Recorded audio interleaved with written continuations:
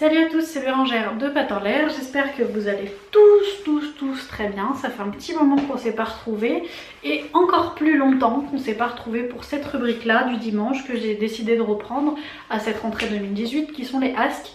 Les Ask, pour ceux qui n'étaient pas là à l'époque, c'est une rubrique où tous les dimanches je choisis une de vos questions et je vous y réponds directement en vidéo entre nous. C'est vraiment entre nous parce que là je suis avec ma boubou, voilà, comme ça, qui est couchée à côté de moi, c'est le pied, voilà. Je viens de vous tourner encore quelques vidéos pour le programme dont je vais vous parler dès demain d'ailleurs sur la chaîne, sur le rappel, donc restez connectés. Mais voilà pourquoi on est là, je suis en plein marathon vidéo. Donc cette rubrique Ask, si vous voulez y participer, n'hésitez pas à poser en commentaire juste en dessous de cette vidéo la question que vous avez au sujet de l'éducation de votre chien et puis je vous y répondrai directement. Autre chose que je tenais à vous dire aussi, si vous ne nous suivez pas sur les réseaux sociaux Facebook et Instagram, c'est quelque chose que je vous conseille de faire si vous voulez nous suivre un peu plus, tout simplement parce que c'est un réseau social, donc c'est instantané et c'est vrai que j'ai tendance à un peu plus poster, notamment sur Facebook, il y a des publications tous les jours, et sur Instagram je publie un peu tous les jours aussi maintenant parce qu'il y a des choses qui ont changé dans notre vie. Je vous en dirai un peu plus aussi dans la vidéo à venir très prochainement. Mais notre organisation a changé depuis peu de temps, donc c'est vrai que j'ai plus de temps pour vous faire des petites publications, des coucous dans la journée sur Instagram et Facebook, donc n'hésitez pas, tous les liens sont dans la description. Et si vous avez Twitter, tout ce qui est publié sur Facebook va automatiquement tout seul sur Twitter, donc c'est pas un réseau où je suis présente physiquement, mais tout est remis sur Twitter aussi. Donc je crois que j'ai fini pour mon petit tour, j'espère en tout cas que vous allez tous très bien, vous m'avez beaucoup manqué sur YouTube. Me revoilà. Donc on recommence cette rubrique Ask avec une question de Annick Bourges. Comment empêcher mon chien de manger des choses dans la rue? C'est une question qui a été posée en dessous d'une photo sur Facebook justement, où on vous montre les petits élèves qu'on met en éducation et notamment on avait travaillé cela avec un petit chiot. Jérémy avait travaillé ça avec un chiot, donc Annick nous a demandé comment on fait. Donc déjà merci Annick de ta question. Et ensuite déjà il faut toujours se demander quand un comportement est gênant pour nous. Je vous rappelle qu'un comportement est gênant pour nous mais que si le chien le fait c'est qu'il y a une bonne raison pour le chien. Donc toujours se demander quelle est cette fameuse bonne raison qui pousse notre chien à manger des choses dans la rue. Il peut y avoir plusieurs raisons, notamment chez les chiots. Il faut savoir que le flair n'est pas assez développé chez le chiot, donc du coup il a tendance un peu à tout mettre en gueule pour découvrir son environnement.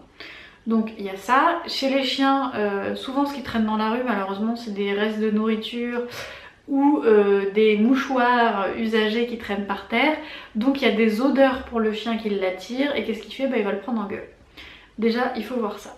Donc ça c'est la raison du pourquoi. Étudiez cette raison, faites attention, il y a des chiens qui ont des soucis de santé qui font qu'ils mangent absolument tout. Là c'est l'extrême, mais il y a des soucis de santé qui expliquent cela, ça arrive. Donc assurez-vous que votre chien n'a pas de soucis de santé aussi si jamais ça perdure malgré cet apprentissage.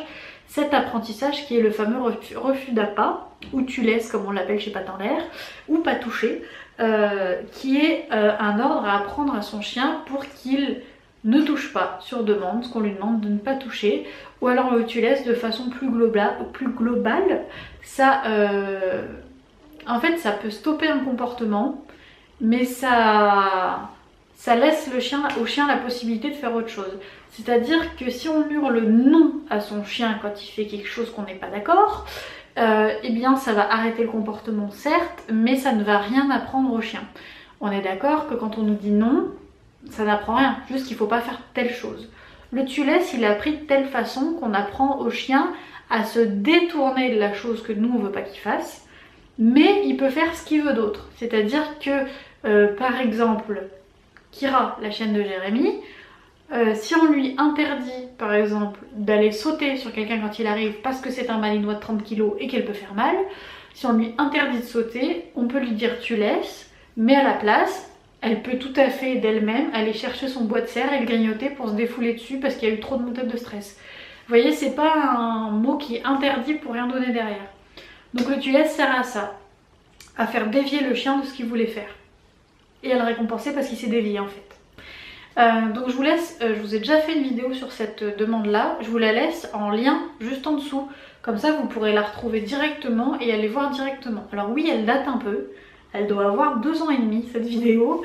Elle date, oui elle date. Désolée, je ne suis plus la même. Sur cette vidéo là, je ne suis plus la même. Mais bon, les conseils sont toujours valables. Je pense que je vais la refaire cette vidéo parce qu'à l'époque j'étais pas trop à l'aise devant une caméra. Maintenant ça me pose absolument pas de soucis.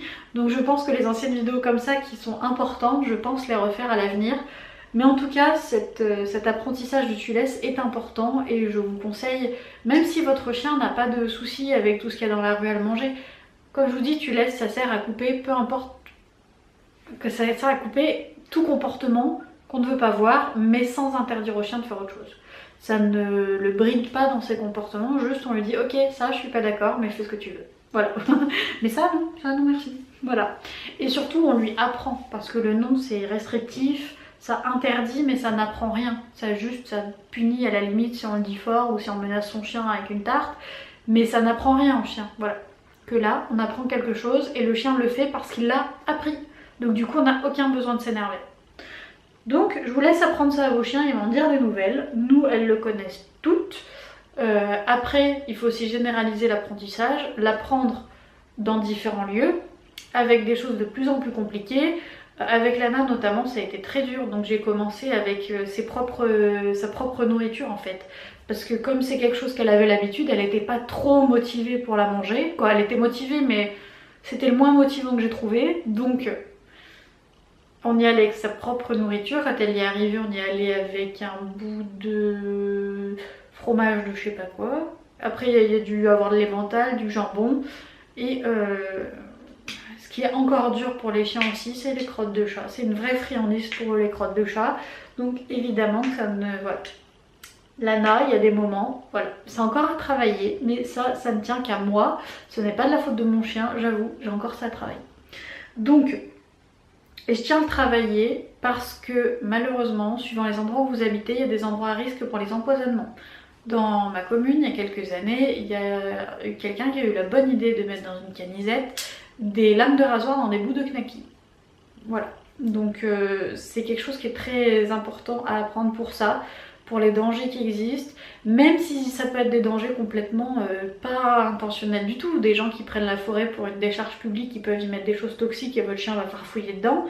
La personne qui a mis ça cherchait juste à se débarrasser de quelque chose sans aller y faire recycler ou je ne sais quoi, et du coup votre chien tombe dessus et c'est sur votre chien que ça tombe quoi. Donc c'est pas forcément intentionnel, mais il y a bien des endroits où c'est intentionnel, où l'empoisonnement, où faites très attention à tout ça. Et au moindre doute, n'hésitez pas, j'arrive à parler aujourd'hui, n'hésitez pas à consulter votre vétérinaire. Parce que vaut mieux consulter un vétérinaire parce qu'on a un doute que ne pas consulter et puis finalement il y avait quelque chose et du coup votre chien peut vous mourir dans les bras quoi.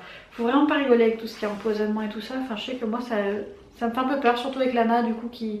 Bounty non, je dis tu laisses, bim, elle tourne direct la tête, elle fait autre chose. Lana, c'est encore à travailler, donc c'est vrai que ça me fait peur sur ce point-là.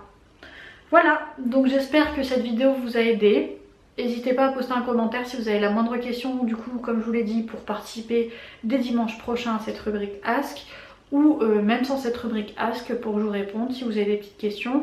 Il y a aussi mes coordonnées dans la barre d'informations. N'hésitez pas à contacter pour l'éducation de votre loulou. Si vous avez la moindre question, on est là pour ça. Sur ce, je vous dis à très bientôt et je vous fais des très gros bisous. Salut!